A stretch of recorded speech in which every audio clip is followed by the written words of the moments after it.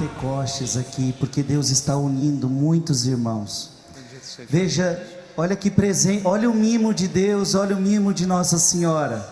Num dia onde a gente está meditando as mensagens de Fátima, Deus trouxe para cá um sacerdote que é de Portugal, Padre Duarte Lara. É com alegria que a gente lhe acolhe, um filho de Fátima, um filho de Portugal, para nos trazer a palavra de Deus. Amém, obrigado. Bom dia a todos, irmãos. Quem como Deus? Pois começo por um pequeno testemunho. A mensagem de Fátima mudou a minha vida com 20 anos. Quando eu tinha 20 anos, li pela primeira vez as palavras de Nossa Senhora. E me marcaram muito. E graças a Deus, graças a Nossa Senhora que em Fátima apareceu, eu comecei rezando o terço todos os dias, com 20 anos. E depois comecei confessando todos os meses, porque Nossa Senhora pediu a devoção reparadora dos 5 primeiros sábados. E o terço diário e a confissão mensal foram uma revolução espiritual na minha vida. E tem uma frase nas aparições de Nossa Senhora, na 4ª aparição, que ainda hoje me faz pensar. É muito conhecida, mas também marcou muito e guia muito todo o meu ministério. A Virgem Maria, na 4ª aparição, disse aos 3 pastorzinhos: rezai muito e sacrificai-vos por os pecadores, que vão muitas almas para o inferno, por não haver quem se sacrifique por elas. Então, esta frase de que vão muitas almas para o inferno sempre me faz pensar, ainda hoje, num mundo em que tão poucos falam do inferno, Maria vem e lembra que é possível a condenação e que infelizmente são muitos os que se perdem para sempre. É triste. E a boa notícia é: a sua oração, a sua penitência pode impedir que muitos se percam. Então isso marcou, como eu digo, até hoje a minha vida. Então hoje o tema que me foi proposto foi a mensagem de Fátima, um convite para combater o poder das trevas. E eu fiz um esforço grande para ser fiel ao tema, porque vamos ter muitas pregações, todas centradas na mensagem de Fátima. E eu escolhi meditar com vocês 4 frases da irmã Lúcia, que nos ajudam a perceber como são especiais os tempos em que vivemos. Dom Aldair também insistia nisso. Nós não vivemos nos tempos parecidos com outros na história. Nós vivemos tempos de grandes mudanças espirituais e também sociais, né? E o primeiro passo para você não errar a estrada é ter uma imagem clara do que está acontecendo à sua volta. A irmã Maria Raquel já citou uma passagem de uma famosa entrevista que a irmã Lúcia deu no ano de 1957, e dessa entrevista eu vou tirar mais 3 citações que nos vão ajudar, e depois de uma carta da irmã Lúcia, também conhecida, tirarei uma 4ª. Então a primeira, vou já direto, é uma frase muito interessante. Ela diz, cito: o demônio faz tudo o que está em seu poder para nos distrair e nos retirar o amor à oração. Fim de citação.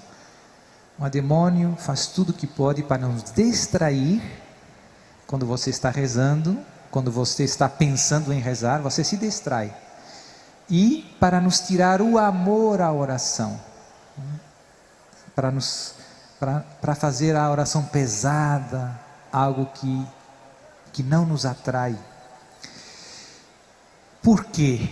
Por que o demônio usa essa estratégia? Por que o demônio tem tanto ódio à oração? Por um motivo simples. Porque quem reza, como dizia Santo Afonso, se salva. E quem não reza se condena. A oração é o segredo da sua perseverança até a morte a Jesus. A sua perseverança na fé.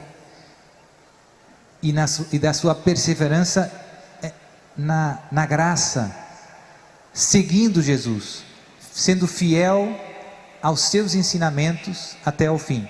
Se você não rezar, se eu não rezar, nós, antes ou depois, vamos nos desviar, vamos tirar os olhos de Jesus e vamos, antes ou depois, se você não rezar, você se vai afastar dos ensinamentos de Jesus.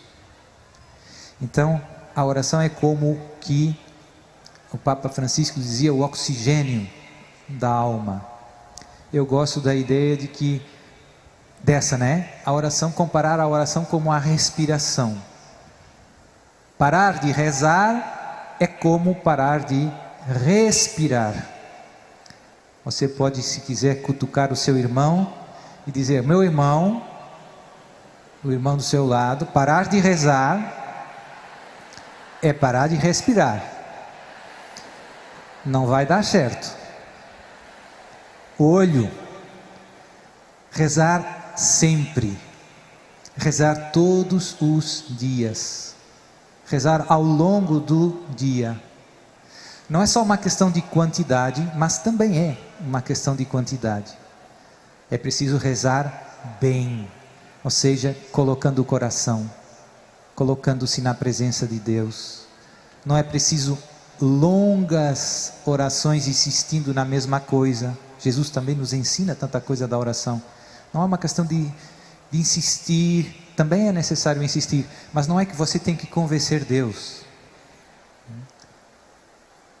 A oração é um encontro, um tu a tu com Deus, um tu a tu com Jesus e com os santos, com Maria. Parar de rezar é como parar de respirar. Segunda passagem da famosa entrevista da irmã Lúcia, essa é mais longa. Eu vou ler devagar e depois vou fazer alguns comentários.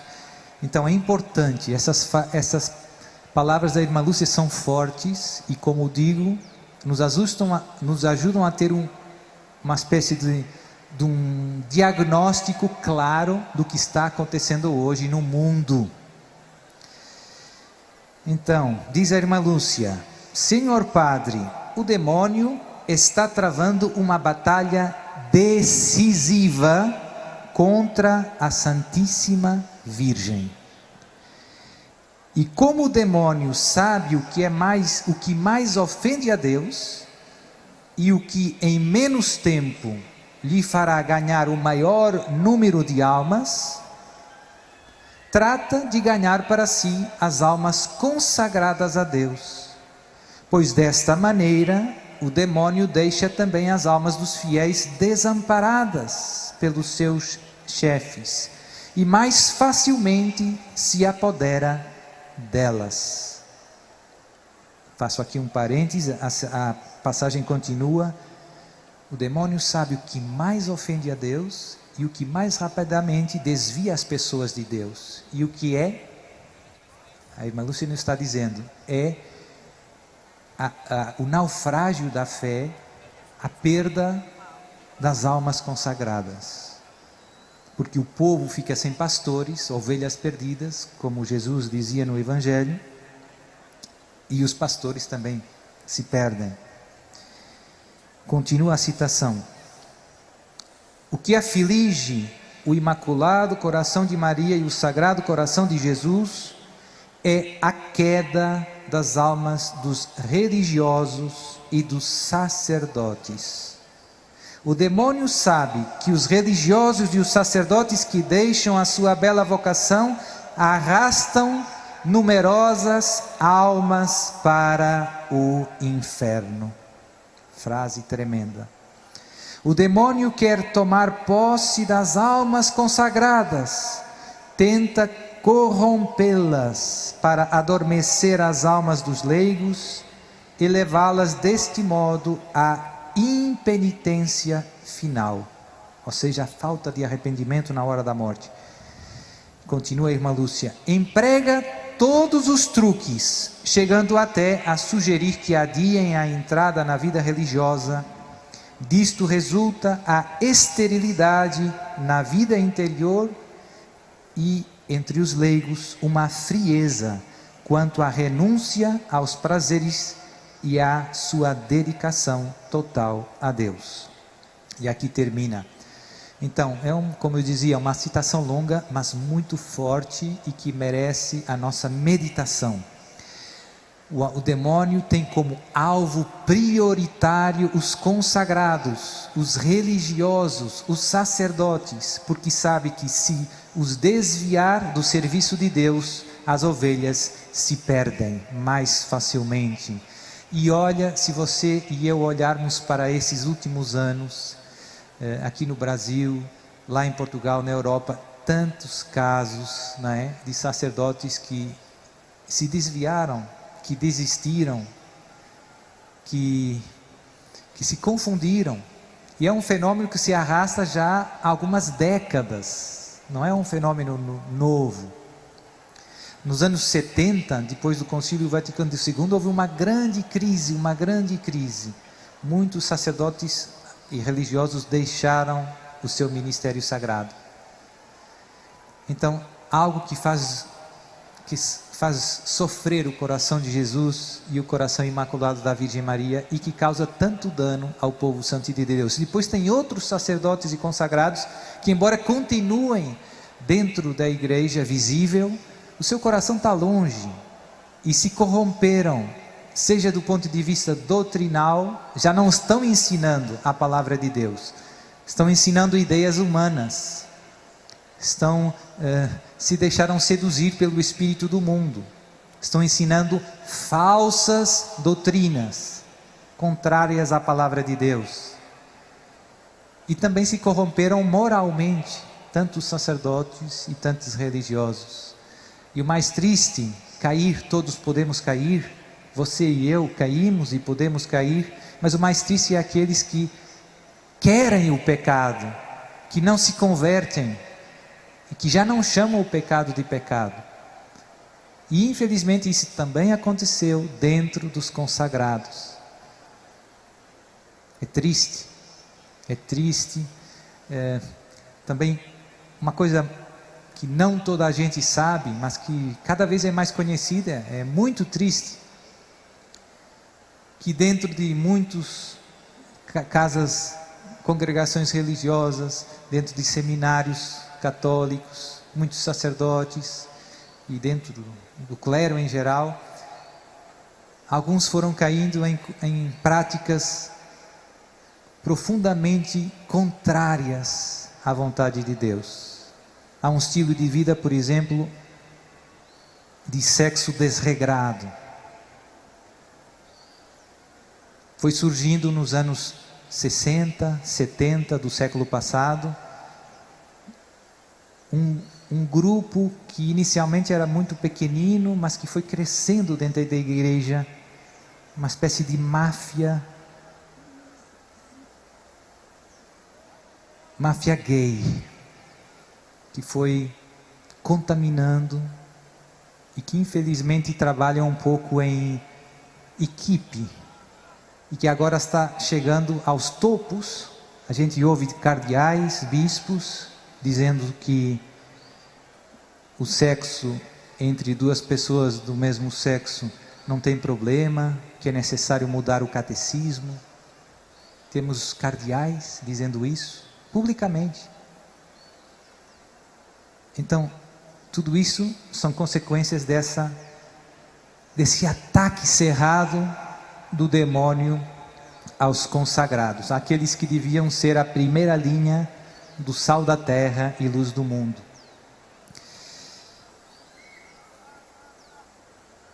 tantas questões doutrinais que a gente ouve e que deviam ser claras para todo mundo, que a gente ouve barbaridades. Quem é Jesus? Tem quem pensa que Jesus, tem padre que pensa que Jesus não é Deus. É muito grave. Tem bispo que tem dúvidas. Tem padre que duvida da presença real de Jesus na Eucaristia.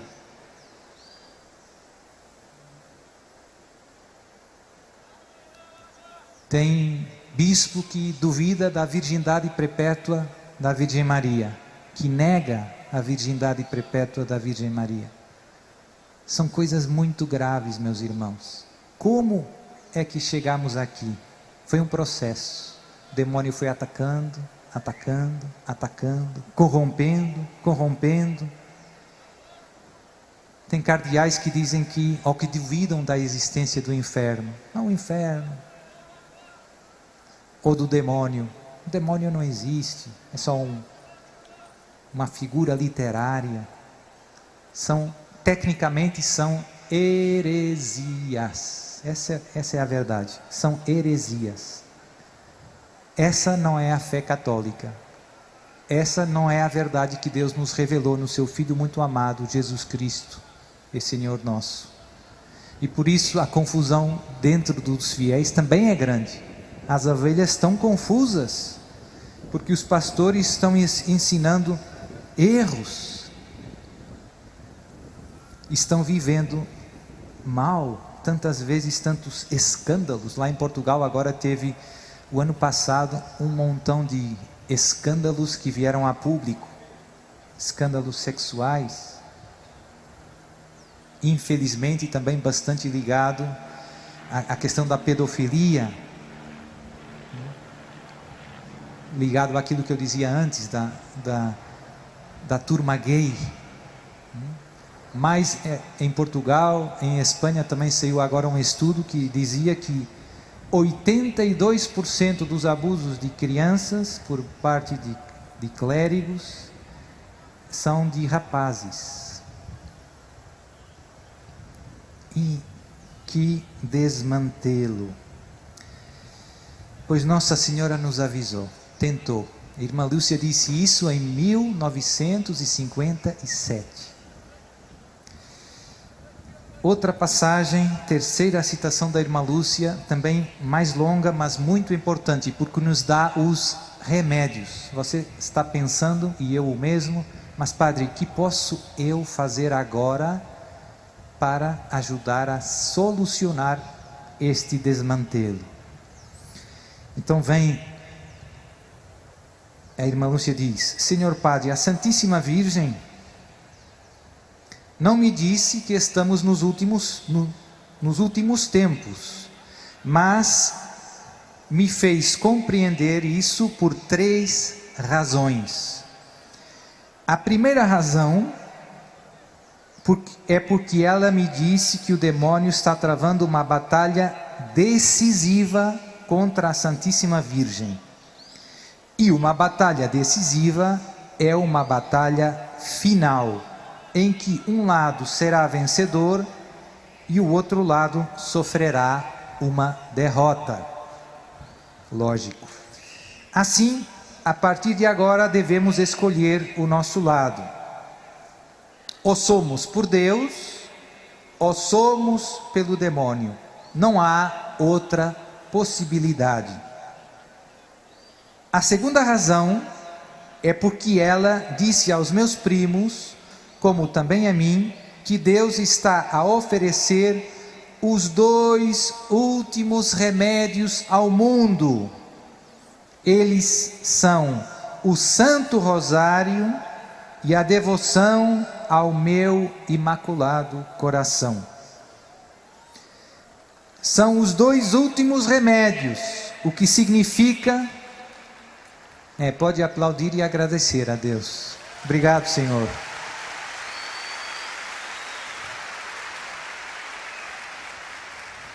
Deus nunca se cansa de nos estender a mão. Eles são os 2 últimos remédios, o que significa que não haverá outros. A terceira razão é porque nos planos da divina providência, Deus esgota todos os outros remédios antes de castigar o mundo. Mas quando Ele vê que o mundo não presta qualquer atenção, então, como dizemos na nossa maneira imperfeita de falar, Sua Mãe Santíssima nos oferece com um certo temor o último meio de salvação. E falo com um certo temor porque sabe que se desprezarmos e repelirmos este último meio, não teremos mais nenhum perdão do céu, porque teremos cometido o pecado a que o Evangelho chama de pecado contra o Espírito Santo. Este pecado consiste em rejeitar abertamente, com pleno conhecimento e consentimento, a salvação que Deus nos oferece. Então aqui o ponto é estes 2 últimos remédios para a conversão do mundo: o Santo Rosário e a devoção ao coração imaculado de Maria. A devoção ao Imaculado Coração de Maria inclui os 5 primeiros sábados, inclui a consagração a Nossa Senhora, que graças a Deus estamos fazendo, inclui viver as virtudes de Maria, aprender com a nossa mãe, que sempre nos traz para o seu Filho Jesus. Eu gosto muito das aparições de Nossa Senhora, porque a minha vida, como eu dizia no início, mudou, foi uma revolução espiritual quando eu comecei vivendo o que Nossa Senhora estava pedindo.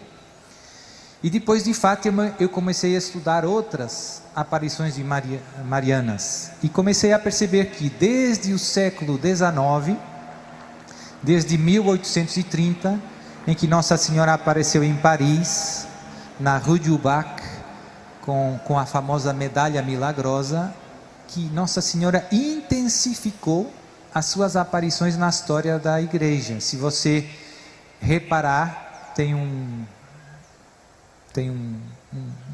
gráfico que eu uma vez vi e nunca mais esqueci, tem lá no meu computador, que se você sempre houve aparições de Nossa Senhora ao longo da história, porque a mãe cuida dos seus filhos. Mas o que nós notamos de diferente, que a partir de 1830, da medalha milagrosa, Nossa Senhora começou a aparecer com mais frequência e em mais lugares. Por quê? Porque os tempos são maus e a ajuda que precisamos é maior. E por isso Nossa Senhora aparece em todo canto, sempre com a mesma pregação, que no fundo é a pregação do seu Filho Jesus. O que é que Jesus começou pregando depois do batismo no Rio Jordão, depois dos 40 dias no deserto de jejum? Jesus começou pregando: arrependei-vos, convertei-vos, porque o reino de Deus está próximo. O que é que Nossa Senhora pede em todo lugar? Conversão, conversão, conversão. O que é que João Batista pregou? Arrependei-vos, porque o reino de Deus está próximo. É sempre o mesmo convite. A vitória sobre o mal na história dos homens começa no seu e no meu coração, com um ato de contrição sincero.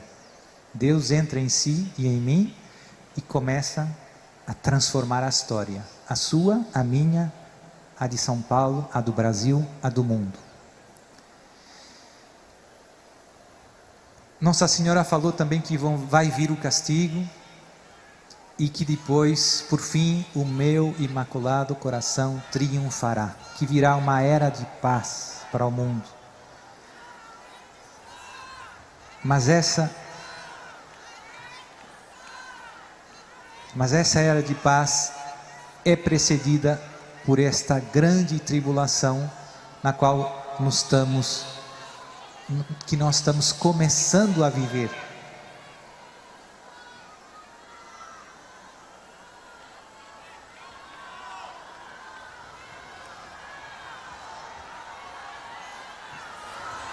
Mais alto, perdão, mais alto. Obrigado. Mais perto, gruda mesmo, Padre. Então, última passagem, última citação da irmã Lúcia.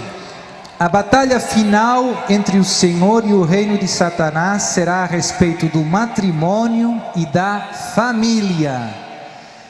Essa afirmação está numa carta que ela escreveu a um padre que já morreu, que depois foi cardeal, bispo e cardeal Carlo Cafarra, a quem o nosso amado São João Paulo II encarregou de fundar o Instituto João Paulo II para os estudos do matrimônio e da família.